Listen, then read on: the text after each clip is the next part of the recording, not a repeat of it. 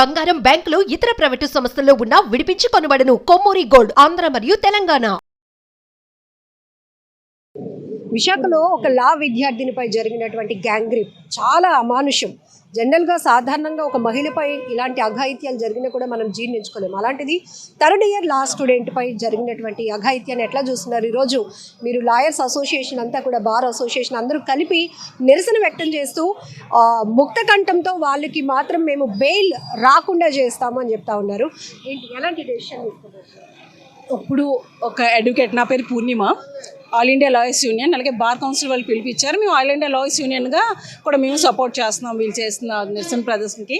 So మేము చెప్పేది ఏంటంటే, ఇక్కడ లా స్టూడెంట్ అన్నది డిఫరెంట్ కోణం కాకుండా ఆమె ఒక మహిళ కిందే చూడాలి. లా స్టూడెంట్ కనుక మేము చేస్తాం, మిగతా వాళ్ళకైతే మేము చెయ్యము అనేది మీ స్లోగన్ తేవట్లేదు. అది కరెక్ట్ ప్రాసెస్ కూడా కాదు. కానీ ఒక స్టూడెంట్కి ఇంకొక స్టూడెంట్ చేశారు. కానీ జనరల్గా మనం చూడాల్సింది ఒకటి, మహిళల మీద హింస పెరిగింది. అది ఏ రకంగా మొన్న డాక్టర్ మీద జరిగింది బెంగాల్లో రీసెంట్గాను. ఒక లేడీ డాక్టర్ డ్యూటీలో ఉన్నప్పుడు ఇప్పుడు ఒక విద్యార్థుల మీద జరుగుతుంది. మ్యారేజ్ అన్ని చేసుకుంటానని చెప్పి ఆ అమ్మాయిని ప్రలోభపట్టి ఆ అమ్మాయిని ఈ విధంగా చేశారు. సో అక్కడ లా స్టూడెంటా, డాక్టరా, లేకపోతే ఒక సామాన్యురాలా అనేది డిఫరెంట్ అండి. కానీ ఒక మహిళలకి రక్షణ ఎక్కడ జరుగుతుంది? మహిళలకి ఎందుకు రక్షణ లేదు? ప్రభుత్వమే కదా రక్షణ కల్పించాలి. అంతే కదండి. న్యాయవాదులుగా మా వృత్తి ఏంటి? మేము బెయిల్ ఇవ్వకపోవడం. కానీ ఇలాంటివి జరిగినప్పుడు ఒక డాక్టర్కి చేసినప్పుడైనా ఇవ్వము, ఎవరికి చేసినా ఇవ్వకూడదని మేమైతే అనుకుంటాం. మా బార్ నుంచి మేము అదే నిర్ణయం తీసుకుంటాం. బట్ వేరే బార్ నుంచి వచ్చి తీసుకుంటారు. ఇప్పుడు నిర్భయలో చూసారు, ఢిల్లీ మొత్తం ఆమెకు బెయిల్ ఇవ్వకూడదు అనుకున్నారు బెయిల్, కానీ వేరే రాష్ట్రం నుంచి వచ్చి బెయిల్ ఇచ్చారు. సో బెయిల్ అనేది రూల్. సో దాన్ని వ్యతిరేకించి మేమేమీ చేయడానికి లేదు. చట్ట వ్యతిరేకంగా మేమేం చేయకూడదు. వేరే వాళ్ళు వచ్చి బెయిల్ ఇస్తారు. కానీ మనం మాట్లాడాల్సిన పాయింట్ ఏంటంటే, ఎందుకు మహిళల మీద హింస పెరుగుతుంది? దీనికి కారణాలు ఏంటి? ఆ రకంగా మీడియా కానీ, అడ్వకేట్స్ కానీ, బయట ఉన్న సంఘాలు కానీ దాని గురించి మాట్లాడాలి. ఏం మాట్లాడాలి? ఎందుకు మహిళల మీద హింస పెరుగుతుంది? ఈ 10 ఏళ్ల కాలంలో మీరు అబ్జర్వ్ చేయండి, అన్ని డబుల్ మీరు ఎన్సీఆర్టీ రిపోర్ట్స్ తీస్తే డబుల్ అవుతున్నాయి.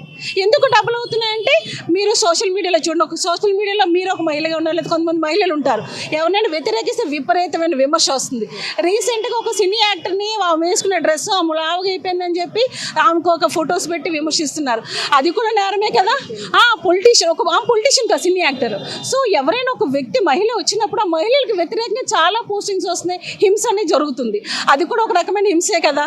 నిర్భయ యాక్ట్లోని ఏం చెప్పారు? 100 కోట్లు శాంక్షన్ చేశారు నిర్భయ యాక్ట్లో. 100 కోట్లు ఏంది? సంవత్సరానికి 100 కోట్లు గ్రామాలకు వెళ్ళి ఇలాంటి నిర్భయ యాక్ట్ని జరగకూడదు, ఈ డబ్బులతో వాళ్ళు ఎడ్యుకేట్ చేయాలి. సెక్స్ ఎడ్యుకేషన్ ఏంటి, అసలు ఎందుకు ఇలా చేసి నేరం ఏంటి, ఇవి చట్టాలని చెప్పాలని ప్రభుత్వం కేటాయించింది. ఇప్పుడు 2014-15లో. కానీ ఇంతవరకు ఒక రూపాయి కూడా ఖర్చు పెట్టలేదని వాళ్ళ నివేదికలే ఉంది. మనం చెప్పింది కాదు, వాళ్ళ నివేదిక చెప్తున్నారు. అంటే ప్రభుత్వం చేయాల్సిన పని చేయడం మానేసి ఒక అరెస్ట్ చేస్తాను, బెయిల్ ఇవ్వను, లేకపోతే వాళ్ళ మీద కఠిన శిక్ష, లేకపోతే ఉర శిక్ష, ఇవి కరెక్టా? ప్రభుత్వం చేయాల్సిన చర్యలు ప్రభుత్వం చేస్తే ఇలాంటి నేరాలు తగ్గుతాయి. మెయిన్గా మహిళల్ని కించపరుస్తూ స్టేట్మెంట్స్ వస్తున్నాయి. ఒక మహిళ, మన మినిస్టర్ అనుకోండి, అనేది ఒక ఎమ్మెల్యే అనుకోండి, వాళ్ళు కూర్చొని ఇష్టాసారంగా తిట్టుకుంటున్నారు. మహిళలు అన్ని రకాలుగా హింసిస్తూ, మహిళలు చాలా కింద పరుస్తూ, చాలా నీచంగా చూస్తున్నారు. అవి సినిమాలు అవ్వనియండి, రెగ్యులర్ కామెంట్స్ అవ్వనియండి, మహిళల్ని వ్యతిరేకంగా, లేకపోతే ఆమె బయటకు వెళ్ళిందంటే ఆమె వ్యతిరేకంగా కామెంట్స్, ఆమె క్యారెక్టర్ లెస్ అని డిసైడ్ చేయడం, ఈ టైప్ ఆఫ్ హింస ఈ మధ్యకాలంలో పెరిగింది.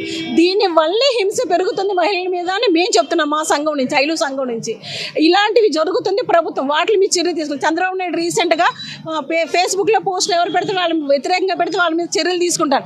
మహిళలకు వ్యతిరేకంగా పెట్టిన చర్యలు తీసుకోండి.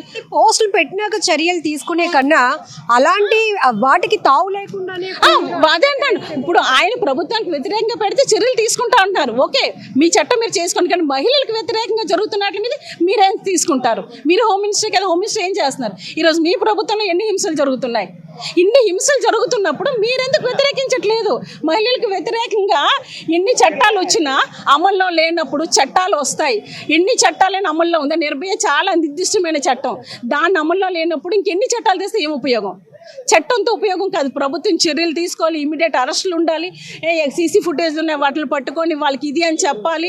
ఇలాంటి ఘటనలు జరగకూడదు. మహిళలు సెక్యూరిటీ ఇస్తాము అన్న భరోసా ప్రభుత్వం ఇవ్వనంత కాలం మహిళల మీద హింస జరుగుతూనే ఉంటుంది. దానికి మేము నిరసన చేస్తే నిరసన ఈ రోజు అయిపోతుంది, రేపు ఇంకొక రోజు ఆడపిల్లలను కన్న తల్లిదండ్రులు ప్రతి ఒక్కరూ ఒక రకమైనటువంటి పానిక్లో ఉన్నారు.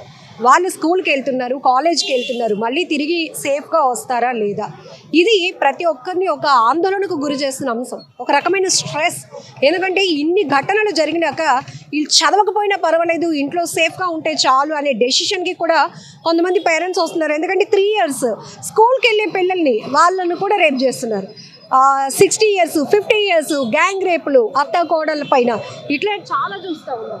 ఇప్పుడు దీన్ని మీరు ఏ కోణంలో చూడాలంటే ఒక మీడియాగా మీకు మీ దగ్గర ఉన్న ఇన్ఫర్మేషన్ మీరు యూజ్ చేయండి. నేను చెప్పింది కరెక్టా కాదని ప్రాన్ వీడియోస్ ఎక్కువ వచ్చేసాయి. ఈ మధ్యకాలంలో ప్రాన్ వీడియోలు 13-14 లక్షల ప్రాన్ వీడియోస్ వస్తున్నాయంట. రీసెంట్గా ఒకరికి చెప్పారు, రిపోర్ట్ వచ్చింది.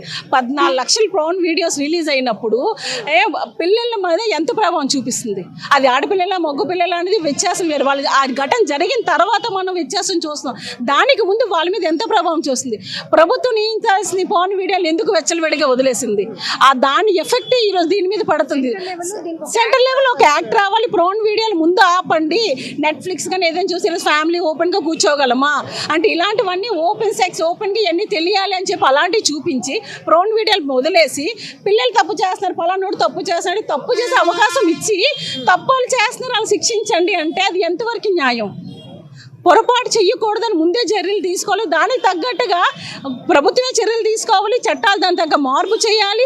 ఏవైతే ఇప్పుడు కేసు పెడతారు, తర్వాత బెయిల్ అంటాడు, 10 ఏళ్ళు తిరుగుతాడు, వాడికి శిక్ష పడుతుందో లేదో తెలియదు. ఈ లోపు ఏ మాఫీ చేసుకుంటాడో మనకు తెలియదు. ఇప్పుడు కొత్త చట్టాలు వచ్చాక ఇంకా భయంకరంగా ఉంది పరిస్థితి. సో ఎక్కడ జరగాలంటే ఈరోజు మహిళలకు అయితే ఆడపిల్ల అంటే అమ్మో భయం కనకూడదని ఉన్న స్టేజ్లోకి వచ్చేసారు.